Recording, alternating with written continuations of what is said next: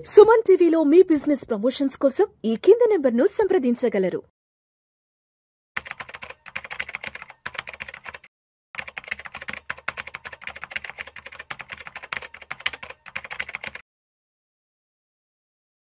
అనిల్ గారు నమస్తే సార్. నమస్తే విష్ణు గారు. Welcome to Vishnu talks. Thank you అండి. సో అనిల్ గారు, మనందరికీ బాగా సుపరిచితమైన లెన్స్కార్ట్ ఐపీఓకి ఆన్ బోర్డ్ కాబోతోంది. మరి లెన్స్కార్ట్ వాళ్ళు ఐపీఓకి రాబోతున్నారు కాబట్టి ఎన్ని కోట్ల రూపాయల నిధుల్ని సమీకరించబోతున్నారు, కంపెనీ వాల్యుయేషన్స్ ఎలా ఉన్నాయి, అండ్ ఎంత లాట్ సైజ్తో రాబోతున్నారు, కంపెనీ ఫండమెంటల్గా టెక్నికల్గా అసలు ఎటువంటి స్ట్రాంగ్గా ఉంది, అండ్ దీనికి సంబంధించిన కంప్లీట్ పూర్వపరాలు మన ఆడియన్స్తో షేర్ చేసుకోగలరు, ఎస్పెషల్గా మన తెలుగు ఆడియన్స్కి. సో లెన్స్కార్ట్ ఐపీఓ వచ్చేసి రేపు స్టార్ట్ అవబోతోంది. October 31 ఫ్రైడే రోజు. ఓపెన్ ఎప్పటి వరకు ఉంటుందంటే ట్యూస్డే November 4th, అంటే 3 వర్కింగ్ డేస్ రోజు ఓపెన్ ఉంటుంది. అండ్ టెంటేటివ్ అలాట్మెంట్ 6వ తారీఖు నెక్స్ట్ గురువారం నాడు అలాట్మెంట్ అవుతుంది. రీఫండ్స్ 7th వెళ్ళిపోతే టెంటేటివ్ లిస్టింగ్ ఈ మండే కాకుండా వచ్చే మండే November 10వ తారీఖు లిస్టింగ్ అయ్యే అవకాశాలు ఉన్నాయి. సో అందుకే కట్ ఆఫ్ టైం యూపీఐ ద్వారా ఎవరైతే చేసేవాళ్ళనుకున్నారో వాళ్ళు కూడా ట్యూస్డే రోజు 5 గంటల వరకు అప్లై చేసుకోవచ్చు.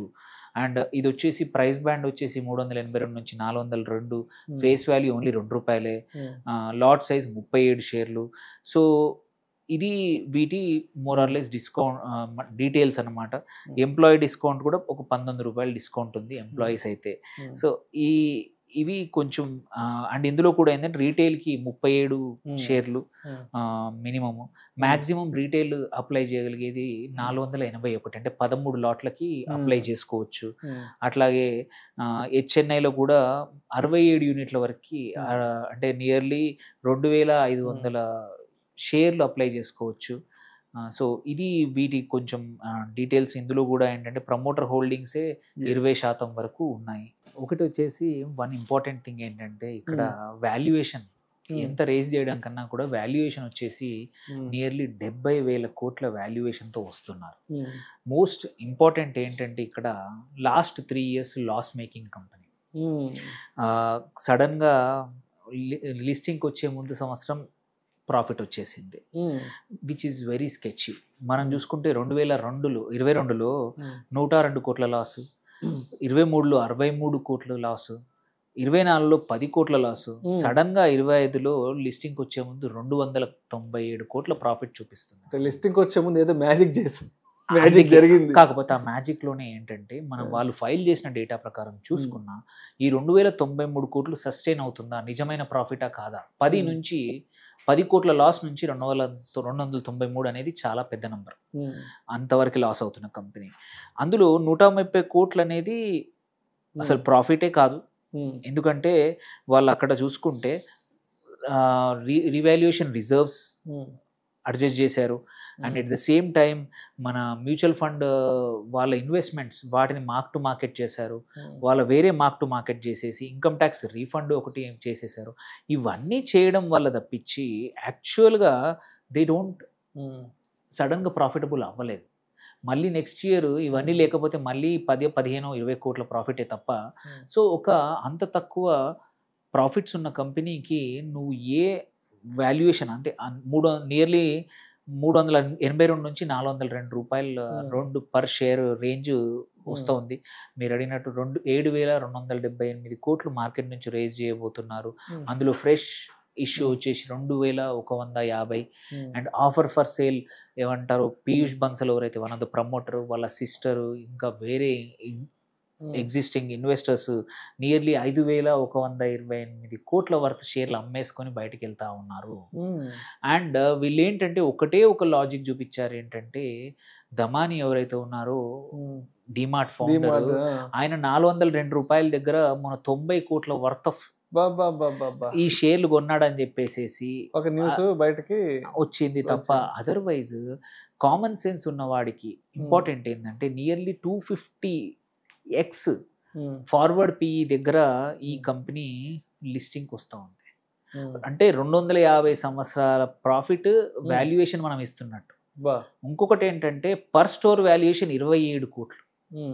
ఐరనీ ఏంటంటే ఏ స్టోరు వాళ్ళ సొంతం కాదు, సగం ఫ్రాంచైజీ స్టోర్, ఫ్రాంచైజీ మోడల్ అంతా. ఏ స్టోరు అంతా 27 కోట్ల వాల్యుయేషన్ అనేది చాలా రిచ్. నంబర్స్ కనబడుతుండొచ్చు, అడ్వర్టైజ్మెంట్ చేస్తూ ఉండొచ్చు, బట్ ప్రాఫిటబిలిటీ లేని చోట ఈ నంబర్స్ కనబడుతున్నంత మాత్రాన జస్ట్ బికాజ్ మనం టెంప్టేషన్కి గురయ్యి ఇందులో 167 కోట్లు నాన్ క్యాష్ రీవాల్యుయేషన్ గెయిన్, 72 కోట్లు మ్యూచువల్ ఫండ్ వాళ్ళు పెట్టిన మార్క్ టు మార్కెట్ గెయిన్, 10 కోట్లు కాల్ ఆప్షన్ వాల్యుయేషన్ గెయిన్, 8 కోట్లు ఫారెక్స్ గెయిన్. ఇది పోను. సో 356 కోట్లని అయితే ఇన్కమ్ అయితే చూపించారో ఇట్స్ నాట్ రియల్ ఇన్కమ్. ఇవన్నీ పెట్టి చూపించారు లిస్టింగ్కి వస్తున్నట్టు. సో అందుకోసం ఇది బిగ్గెస్ట్ ట్రబుల్ ఎవరైనా ఇన్వెస్టర్స్, తెలుగు ఇన్వెస్టర్స్కి. మేబీ షార్ట్ టర్మ్లో ఇప్పుడు ఏంటంటే జిఎంపి అనేది అందరు చూస్తూ ఉన్నారు లిస్టింగ్కి వచ్చినప్పుడు ఐపీఓలకి. సో గ్రే మార్కెట్ ప్రీమియం అంటాం, అది ఇప్పుడు బాగా ఉంది కదా అని టెంప్టేషన్కి గురైతే మాత్రం మీరు చూస్తే ఇది ఇట్లాంటి స్టాక్స్ ఏవి లాస్ మేకింగ్ కంపెనీస్ వచ్చేసి లిస్ట్ అయ్యాక ఇవాళ 75% డిస్కౌంట్లు దొరుకుతున్నాయి. మీకు కూడా ఈ స్టాక్ ఇప్పుడు 400 కొని లిస్ట్ అయితే దొరికితే ఒక 1 year తర్వాత 100 రూపాయలకి ఈజీగా దొరుకుతుంది. సో మీరు అలా 100 రూపాయలకు కొనుక్కొని 1 year తర్వాత కావాలి అనుకుంటే లిస్టింగ్ ప్రీమియం కొద్ది మందికి మాత్రం దొరకచ్చు, బట్ సపోర్ట్ నంబర్స్ అయితే హారిబుల్ ఉన్నాయి. సో ఎవరైనా సరే కొంచెం కామన్ సెన్స్ వాడుకుంటే చాలా మంచిది. జస్ట్ బికాస్ పీయూష్ బన్సల్ ఎవరైతే టీవీలో షార్క్ ట్యాంక్లో వస్తాడు కాబట్టి తను చెబుతున్నాడు కాబట్టి, ఎస్పెషల్లీ కన్సిడరింగ్ నిన్న ఒక ఇంటర్వ్యూ జరిగింది, ఆ ఇంటర్వ్యూలో వాళ్ళు టోటల్ ఎక్స్పోజ్ చేసేసాడు ఆ యాంకర్, బిజినెస్ యాంకర్. ఆన్సర్స్ చెప్పలేరు. మోరార్లెస్ అప్పుడు ఒక రాహుల్ గాంధీకి ఆర్నబ్ గోస్వామి ఎట్లా ఇంటర్వ్యూ చేసి లైఫ్లో మళ్ళీ కోలుకోకుండా చేశాడు, నిన్న మోరార్లెస్ పీయూష్ బన్సల్ కూడా మోరార్లెస్ అలాంటి మూమెంట్ జరిగింది, అలాంటి దెబ్బే జరిగింది. సో ఎవరైనా సరే 70,000 కోట్ల వాల్యుయేషన్ ఒక ఇట్లాంటి ఆప్టికల్ కంపెనీకి మైండ్ ఉన్న వాళ్ళు ఎవరైతే కష్టం. అండ్ మీరు చూడండి టైటన్ ఏదైతే ఉందో ఆ లెక్కన సింపుల్గా వాళ్ళ బంగారాన్ని బిజినెస్ని పక్కన పెట్టి ఆప్టికల్ బిజినెస్ని సపరేట్ చేస్తే ఇంతే వాల్యుయేషన్ వస్తుంది కాదుగా. సో ఎందుకంటే డజంట్ మేక్ సెన్స్. ఎవరైనా ఓన్లీ జస్ట్ హైప్ కోసం, fear of missing out or short term listing gains కోసం తప్పించి it is not worth at this price at all. Lot size ఎంత ఉంది సార్? లాట్ సైజ్ నీరు 15,000 16,000 రేంజ్లో వస్తుంది. సో 35-36 వరకు 35-36 వరకు ఇంటూ 402 రూపాయలు అనుకున్నా సరే 15,000 కన్నా తక్కువనే ఉంటుంది, తక్కువ ఉంటుంది. బట్ ఇది మాత్రం స్ట్రాంగ్ అంటే స్ట్రాంగ్ నో. జనరల్గా మనం అంత గట్టిగా నేను చెప్పను. దో ఇది ఒక internet or new age company అనుకున్నా కానీ ఇంత వాల్యుయేషన్ 250x PE ఇవ్వాలా అనేది టోటలీ అన్రీజనబుల్. అండ్ అన్నిటికన్నా ఇంపార్టెంట్ ప్రాఫిట్స్ వాళ్ళు చూపిస్తున్న numbers not real at this time. ఇక్కడి నుంచి పెరిగినా కానీ అంత ఎక్కువగా పెరగకపోవచ్చు. అండ్ సో ఎవరైనా సరే వాళ్ళ డబ్బులు కొంచెం కాపాడుకోవాలనుకుంటే మాత్రం వేస్ట్. ఒక 6 నెలల తర్వాత ఇదే స్టాక్ కంపల్సరీ 400 దగ్గర ఇప్పుడు ఆఫర్ చేస్తున్నది 100-150 రూపాయలు 200కి కొనుక్కోవచ్చు. ఇట్ ఈజ్ రీటైల్ ఇన్వెస్టర్స్ని, మ్యూచువల్ ఫండ్ ఇన్వెస్టర్స్ని క్యాష్ అవుట్ చేసుకోవడానికి ఇట్లాంటి కంపెనీస్ సడన్గా ప్రాఫిటబిలిటీ అయి వస్తున్నట్టు నాకైతే అనిపిస్తూ ఉంది. సో ఇన్వెస్టర్స్ మాత్రం 1-2 సార్లు ఆలోచించాలి, తమ ఓన్లీ లిస్టింగ్ గోన్స్ కోసం తప్ప అదర్వైజ్ ఫండమెంటల్స్ ఈ ప్రైస్కి అస్సలు సపోర్ట్ చెయ్యట్లేదు.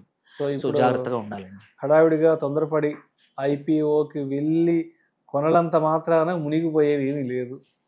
మీరు థియరిటికల్గా చూసుకుంటే ఒక షాపు, ఒక లెన్స్కార్ట్ స్టోరు 10 లక్షల ప్రాఫిట్ సంవత్సరానికి జనరేట్ చేస్తుంది.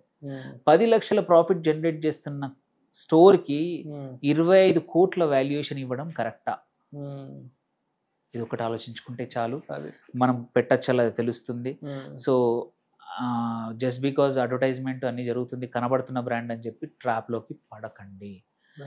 అందరికి బాగా సుపరిచితమైంది, అడ్వర్టైజ్మెంట్స్ విపరీతంగా ఇస్తారు, రోడ్డు మీదకి వెళ్ళినప్పుడు స్టోర్స్ ఎక్కువ కనిపిస్తాయి అని మాత్రం టెంప్ట్ అయిపోకూడదు. అవును, బట్ ఫండమెంటల్ గా టెక్నికల్ గా ఎంతవరకు ఇప్పుడు మనకి 400కి అమ్ముతున్న ఈయననే పీయూష్ బన్సల్ మన జూలై 2025 ఎన్ని నెలలు అయింది? 3 నెలలు 4 నెలలు 52 రూపాయలకు కొన్నాడు. అబ్బో, 52 రూపీస్కి కొన్నాడు తను అడిషనల్గా. ఆయన్నే ఇవాళ ఎంతకు అమ్ముతున్నాడు? 400. 3 నెలల్లో 52 నుంచి 400 అంటే 8 రెట్లు అవ్వడం అనేది ఇంపాసిబుల్. సో అట్లాగే బన్సల్ ఫ్యామిలీ కూడా ఆర్కే ధమాని ఎవరైతే ఉన్నారో అదే మన ఆయనకి 7 బిలియన్ వాల్యుయేషన్ దగ్గర ఆల్రెడీ అక్టోబర్లో అంటే 4 నెలల్లో నువ్వు 1 బిలియన్ వాల్యుయేషన్ దగ్గర నువ్వు కొంటావు, నువ్వు అమ్మడం ఏమో 7 బిలియన్కి అమ్మడం అంటే లాజిక్ లేని పని. So 7x valuation spike in 90 days అనేది అన్యూజువల్. ఏదో అంటే ప్రైస్ మ్యానిపులేషన్ అట్లాంటివి జరగచ్చు, ఆర్ వాల్యుయేషన్ని మేనేజ్ చేస్తున్నారు. కానీ సో ఇఫ్ యు ఆర్ రేషనల్గా ఉన్న వాళ్ళు మాత్రం అస్సలు దూరంగా ఉంటే చాలా మంచిది లెన్స్కార్ట్ IPO నుండి. Right sir, right sir. Thank you sir, thank you so much Anil గారు. థ్యాంక్ యూ అండి.